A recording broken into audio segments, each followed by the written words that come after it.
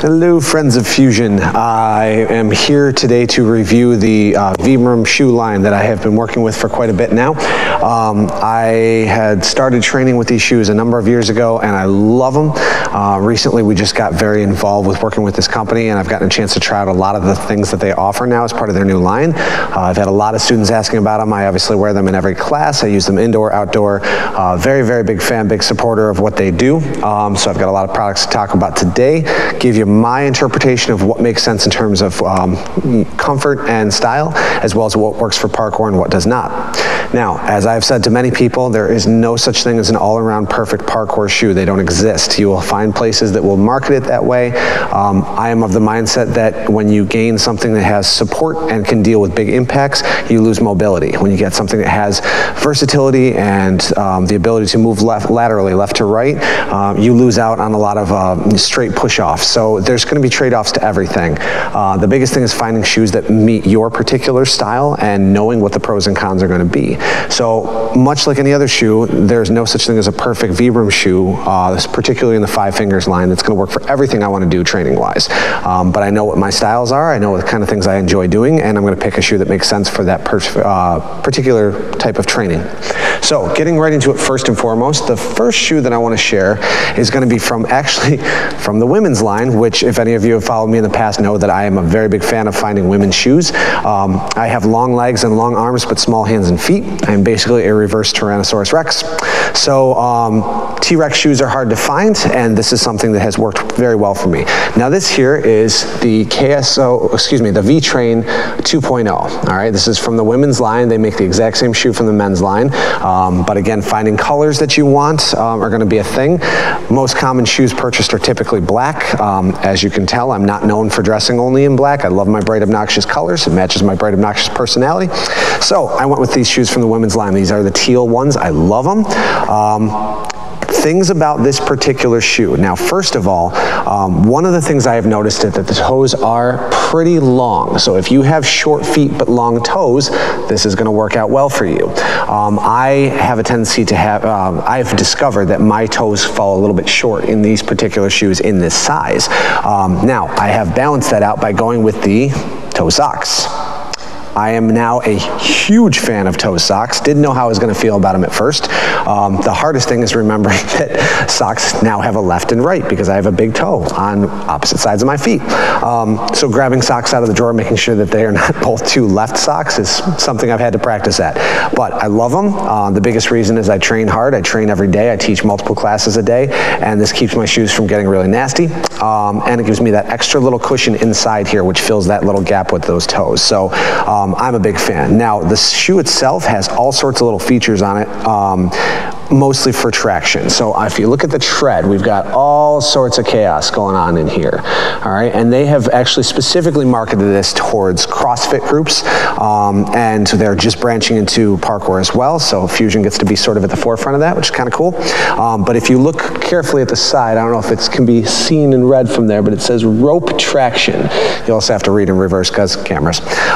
But this is an extra line of rubber that they use specifically for gripping ropes while climbing. So kind of a neat little feature there. This one here has a reinforced Velcro strap and the quick lace tie. I love these because I can slide my foot in pretty quickly. All right, with this quick tie, I'm a big fan of this, similar to what I'll use in snowboard boots, is use the BOA system. So I can slide it on my foot pretty quickly. You get used to the technique of finding your toes in here. I actually, for those who are still getting used to it, I sort of ball up my foot as I put it into the shoe, and then I let them out, kind of like Wolverine claws. Won't forget it. And then it goes right into the toes, and it takes some practice getting there. And then I have two different levels of support. I can pull the quick tie to tighten it up around my instep, which I love because that's where I need to be the tightest. And then for a little extra cushion or pull along the arch, I can use the Velcro strap to finish it off. I love the color, I love the style. I will wear these for an entire evening and not want to take them off. They feel great, they're good to train in. I haven't found a weakness in indoor training with these yet, which is wonderful. Next up, before I get into the shoe itself, I've got to go back a little bit in history. My first pair of Vibram shoes I wore into the ground. I loved them, they were comfortable. I got used to the weirdness, and then it was a new sort of way of life for me.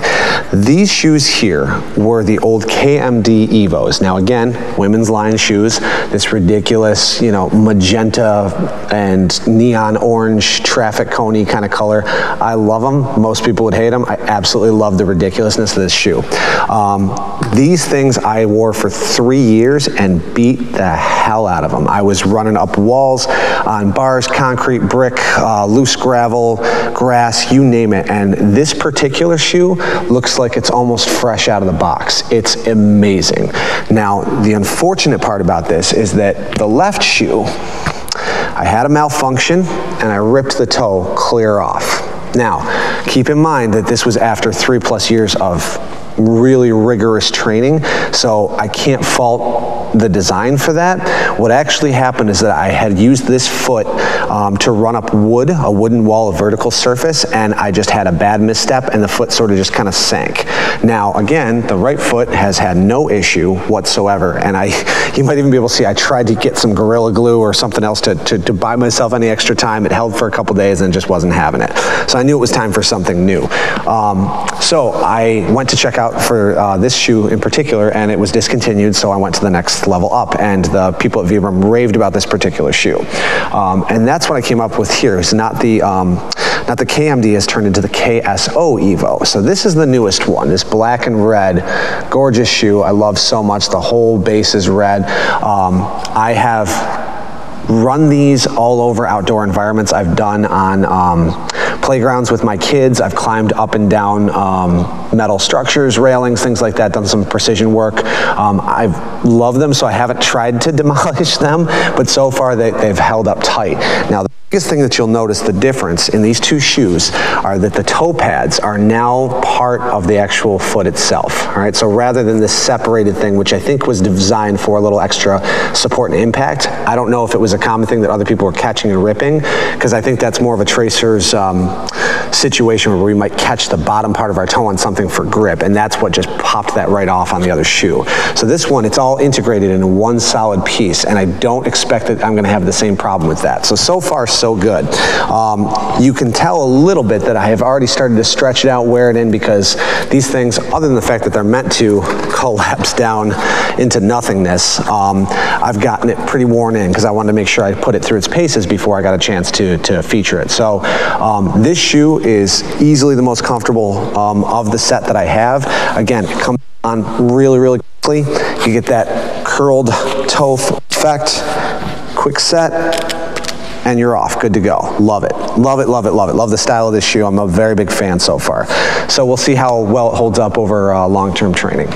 Now, moving on to the Furoshiki line. These I was a little bit hesitant to get into, but I got a pair. I love these shoes. These I would not recommend for intense parkour training. Now here is what we're gonna get into. This shoe is like my all-around lounge, comfortable, wear around the house, go to the store, whatever. I love this shoe. It is so flippin' comfortable. So Furoshiki comes, excuse me, from the Japanese word wrapping or to wrap. I'm not sure the exact translation, but these are shoes that just basically are Velcro for adults, and they fold right over top of your foot. You slide it in, you cross over one side, you cross over the other, and you're off. Okay, they're weird looking, but so am I. So what are you gonna do? I love how they feel. They are so comfortable on the inside, so soft. Because there's no lacing involved, it's the quickest to get on and off.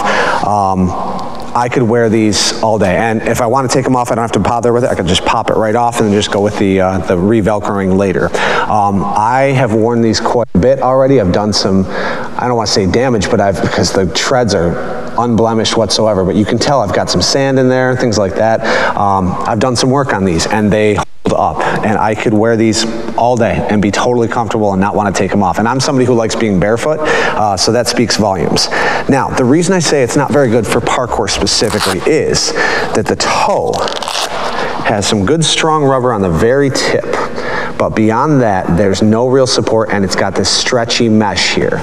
Now that makes it great for comfort, but anybody who's doing precision work, who's pushing off, using their toes, redirecting, you're not going to get the kind of support you need, and you're likely to have your toe come over the top or scuff it. So these are great for basic movement, or they call them life. Like I said, I love wearing them just for wearing them, and my kids like making messes, so I've stepped on some slippery surfaces and I haven't gone anywhere yet, so it's a good sign. The cool part about these two is that they actually have a line for kids, and I tested those out as well to see how my kids would like them. So these adorable little things, okay, are the exact same in miniature, all right? So same story, Velcroing across. The only difference is the color pattern. Mine is called Marble Black, which is weird to say, but awesome to have. I love the style, and these are just a solid blue. These are my daughter's. And then she is very proud that she can not only put these on by herself, but she can say the word Furoshiki.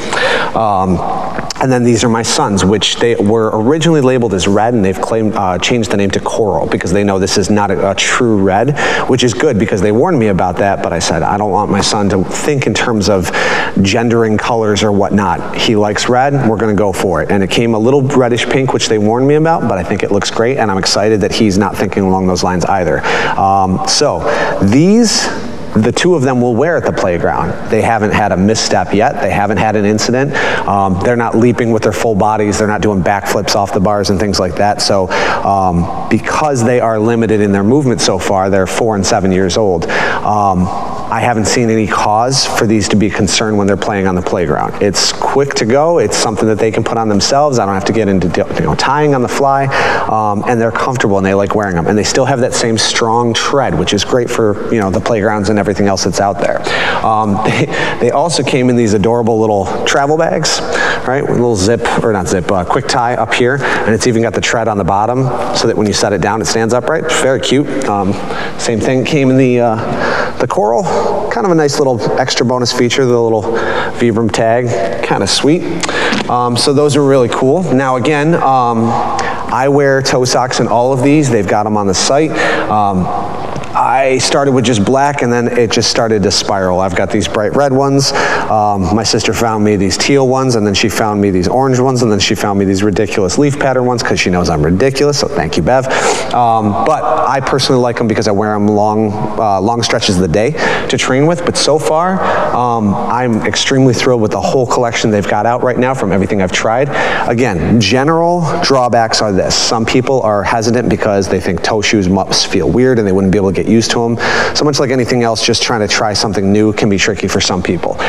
Second, sizing, fitting. How do you pick your sizes?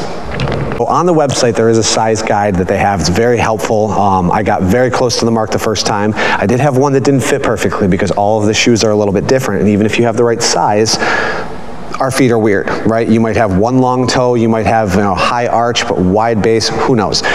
They were wonderful about exchanging them and no hassle whatsoever. I was a very big fan of that. So in that regard, finding the right shoe that's going to make sense for your style, they've got a lot of different versions on the website, a lot of different things to choose from, which is pretty cool. But getting used to it is the trickiest thing, and then being nervous about sizing. But like I said, exchanges has been great. You just got to kind of cross that line and take that leap and see how you do.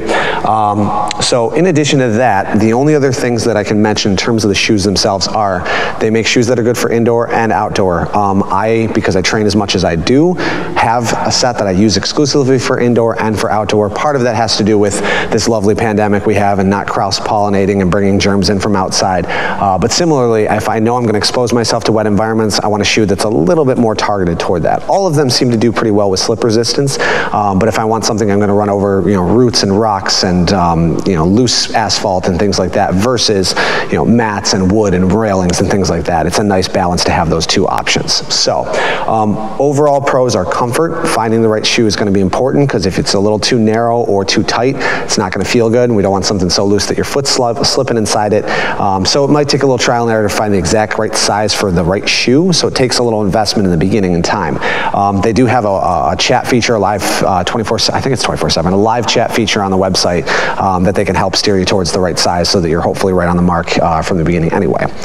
So a number of students here have already purchased them, very happy with them. So far, nothing negative. Like I said, the Furoshikis I think are going to be good for the kids in terms of like a low-level introductory, I want a fun shoe kind of thing. They're priced a lot lower too, so that's always a good thing. In the next month or so, I'm hearing that they are coming out with a FiveFingers a toe shoe line for the kids as well, and will be priced similarly. So it's about half the cost of what it would cost normal adult shoes. So pricing ranges anywhere from like 100 to 120 for the standard shoes. Kids are 60, 65, and that's not too bad for an athletic shoe, especially something so different and unique that caters towards our particular style of athletics and art and creativity. So if you have questions, I'm happy to help you out, show you how you can get these. You can't find them in stores. Who wants to go to a store now anyway? There's death upon us everywhere. But I can help you out. So drop us a line, reach out with questions, and we will get you started. Thanks. You're what? Awesome. All by yourself? Yeah. You a big girl now? Yes. How old are you? What? 3? Yes. And almost what? 4. Almost 4, right? Yep. How do those feel? Good. Yeah? Yeah. What do they feel like? They feel like soft. They feel soft? Tightened. Yeah? Yeah, like tight. Like Titan, like our dog? Yeah. Awesome. Look at this. Fancy. It's like a butterfly. Oh, you're awesome.